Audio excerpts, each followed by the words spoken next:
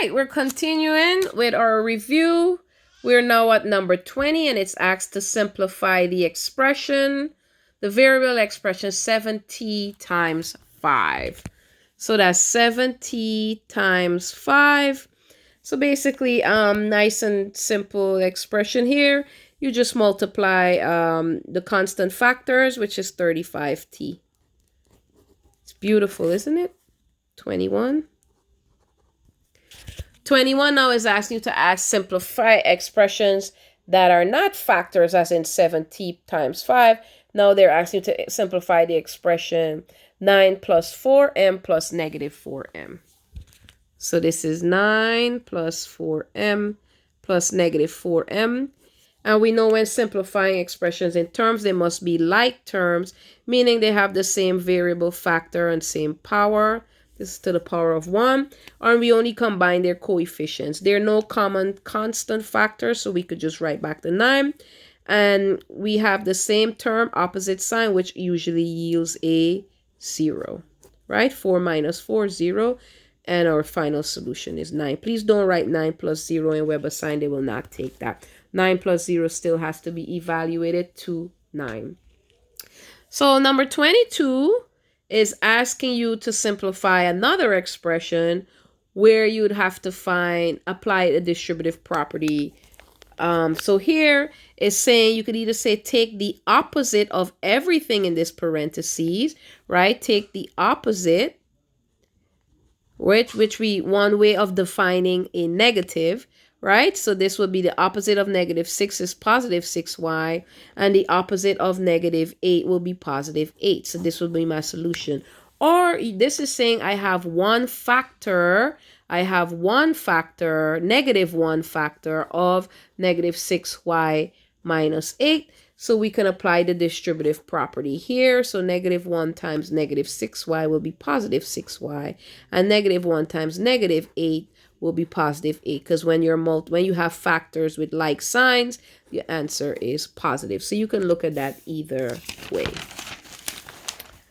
Number 23 is actually asking you to simplify the terms 4v minus 14v minus 14v. Here again, as I explained, in order to combine like terms or to simplify expressions, it must be like terms, meaning they have the same variable as a factor and same power. Here, and you combine their coefficients, which is the constant factor of each term. So here we have a positive 14 minus 14, which gives you a 0, right? So your answer here is 0. So whenever you have like terms that has the same magnitude but opposite sign, that leaves you with 0. All right, it's getting a bit heavier now. At number 24 is asking you to simplify the expression negative 4 times x minus 3y minus 3 times the quantity 4x plus 7y. Be very careful with problems like these. Notice that this factor 4 only applies to this factor x minus 3y. It doesn't apply to anything over here. These are separate terms. This is one term, and this is another term by itself. So this negative 3 factor out here only applies to what's in here, and this negative 4 only applies to what's in here, okay? Be careful not to take anything over to the other side. It's not the same. All right, so let's work out this expression here. So I'll start with my first term. I'll distribute my negative 4 to the quantity x minus 3y. So that's negative 4x plus 12y. As you can see how the distribution occur. And this is negative 12x minus 21y. As you see how this distribution occurs, right? Negative 3 times 4, negative 12, negative 3 times positive 7y, negative 21y. Opposite sign yields a negative when you're working with factors. Now I can combine my like signs. And here we go. My like terms. Apologies, guys. I'm a little tired. So this is negative 4x. I like to put my like terms together. And I'll just work on their coefficients. So here, these two terms have the same sign. So I'm going to add and keep the sign, add the coefficients and keep the sign.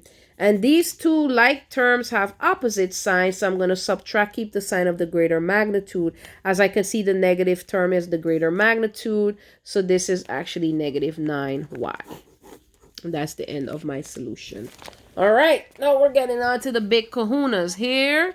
25, they're asking you to, oh, there's some light reflection coming from the window. Here they're asking you to translate.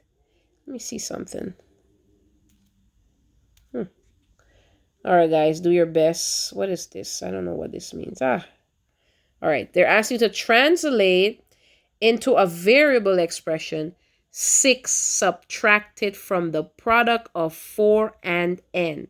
Again, 6 subtracted from the product of 4 and n. So remember when we're talking about those, please look at the videos on translating variable expression. 6 subtracted from the product of 4 and n, right? 6 subtracted from the 4. So this 6 is subtracted. Remember we talk about subtracted from, less than, added to, and more than are always translated in the reverse, right? Translated in the reverse. They will be the last term. So 6 is subtracted from what? A product. The product of what? What are they multiplying? They're multiplying 4 and n. That's what this product applies to. And the two factors, remember, and just tells you what you're working on. And doesn't mean plus.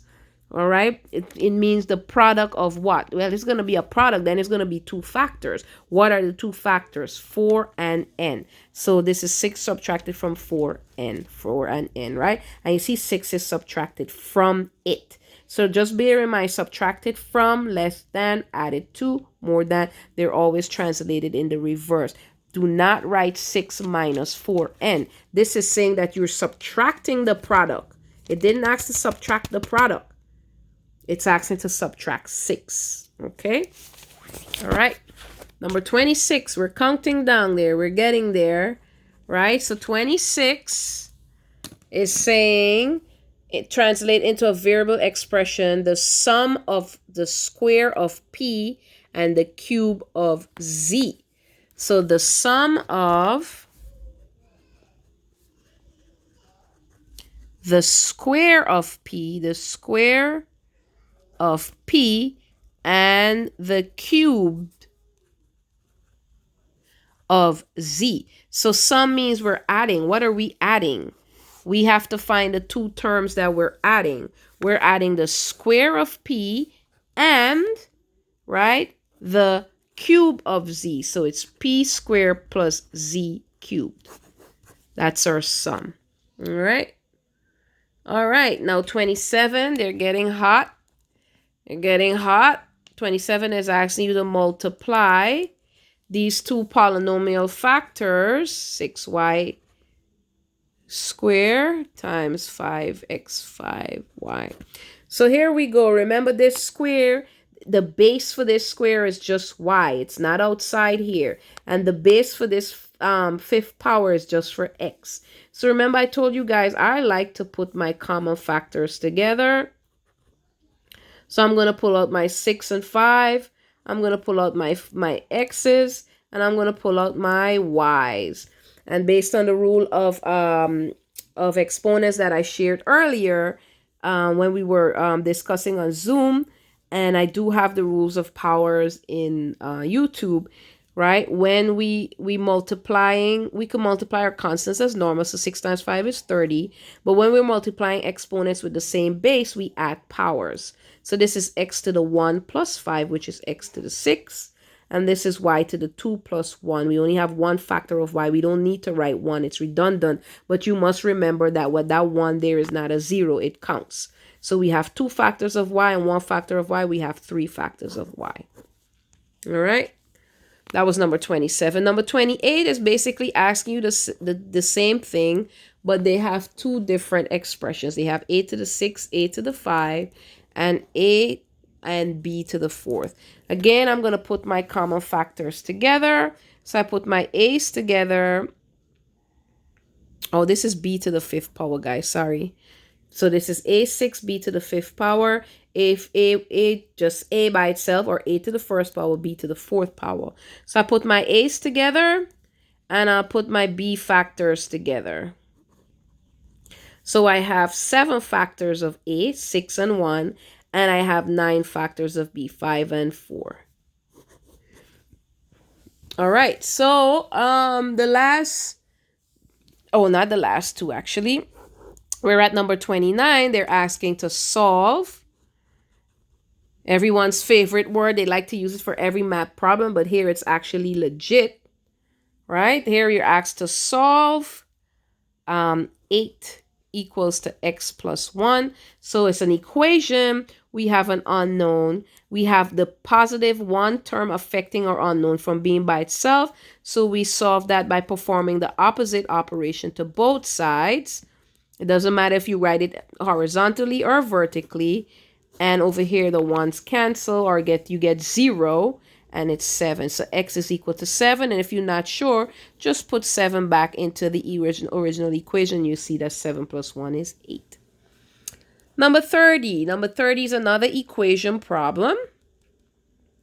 And here we have the negative 7 term affecting it from being by itself. So we're going to do the opposite operation to both sides. So that gives you 0. So we have x by itself equal 13. And if you're not sure, substitute 13 back into the original equation. You'll see that 13 minus 7 is 6.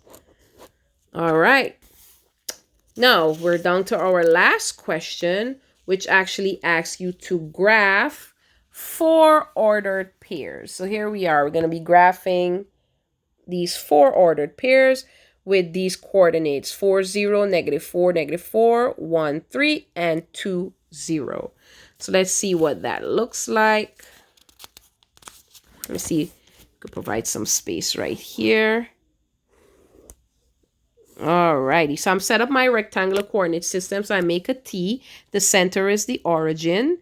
And then I'm going to label my points 1, 2, 3, 4, 1, 2, 3, 4, 1, 2, 3, 4, 1, 2, 3, 4. So my upper values are positive in the y-axis. My right values in the x-axis are positive. My lower value for y is negative. And my left value for x-axis is negative.